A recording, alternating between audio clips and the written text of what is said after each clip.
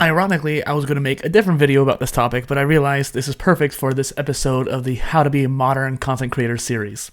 So the idea of building out your personal brand is one of those things where it's your online reputation. It is who you are on the internet.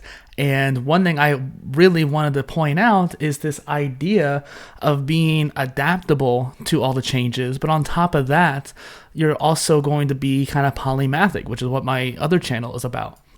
And so the idea of being this polymathic content creator and having this jack of all trades approach is kind of key to this whole mindset. And so the reason why I wanted to bring this up is that it's really hard to manage many different topics, channels, platforms, even series. And in order to be a modern content creator, the whole point of this series is that you are taking advantage of all the different platforms and the way you are approaching your content production. Meaning, even if you start with just a blog post like I did, turn that into a video and podcast, or if you do all three separately, or you do a video and transcribe it and cut the audio out, whatever pathway you decide to go with, you're still doing all three, then you're chopping them up and making content from that, micro content from that, and really trying to create this omni-channel presence. So the first thing I wanted to mention is that, like, become a polymath, right? You want to be polymathic and create this omni-channel marketing empire, if you will. Because it is the lifeline of your online presence. The more you create, the more you are seen and heard and understood. And that's really key because, yes, being in person sociable is helpful for networking and stuff like that, but your online network is just as important, and people often neglect that.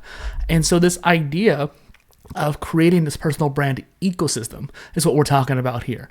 And so I was struggling because I need to make these videos, and so I want to focus on editing and recording these. But then on top of that, I also need to do interviews, right? Both of my channels have interviews for two different purposes. And the plan that I have going forward for YouTube is that you have solo videos, which in this case are how to be a content creator videos. I have interviews, which are interviews with content creators. And then I have shorts, which are clips from those two things. Now, I am considering at the time of this recording, probably by the time it comes out, actually, I will be doing this.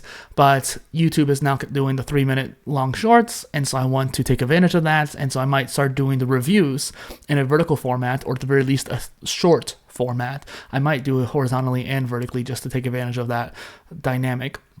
But the point being is that I want to create these short form reviews so that way they're easier to produce en masse, but then I could also still do high quality because they're so short.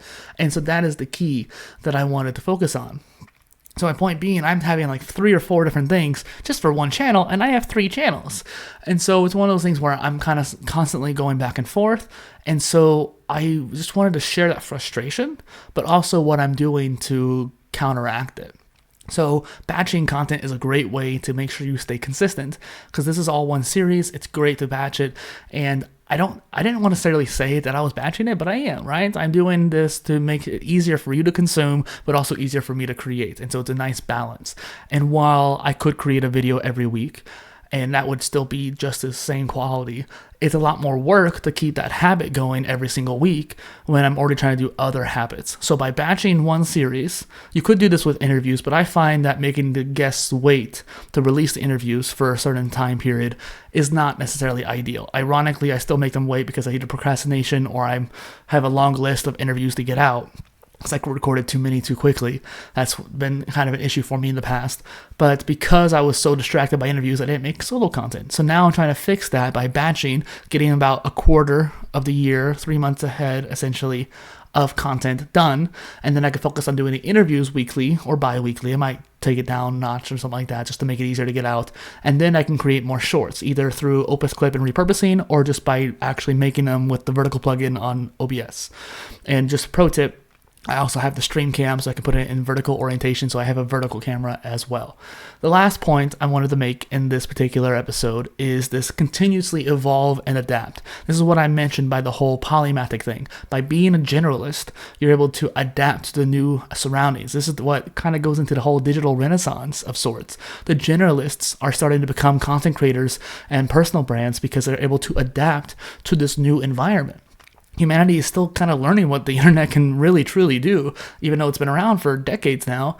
But the changes that we're going through as a species and as a internet people are dramatic. And so we really need to have that. As you grow and learn, so should your personal brand. When these new platforms come out, you should try them. Even if you may not stick with them, you should at least try it. I stuck with TikTok. Maybe I stuck with it too long. Maybe I didn't stick with it hard enough. And so as you grow and learn, you should be polymathic. Stay open to feedback and be willing to pivot your strategy based on your audience's needs and your market trends that you're trying to target, because things are going to change. And if you put all your eggs into TikTok, but now TikTok gets banned, or now it's kind of getting oversaturated, so now all the benefits of TikTok that people always love about are kind of no longer there, like the virality. So this adaptability will help you maintain relevance in your field and strengthen your brand ecosystem over time. That is it for today, but this episode was very important to me to make, and I'm really excited to have been here.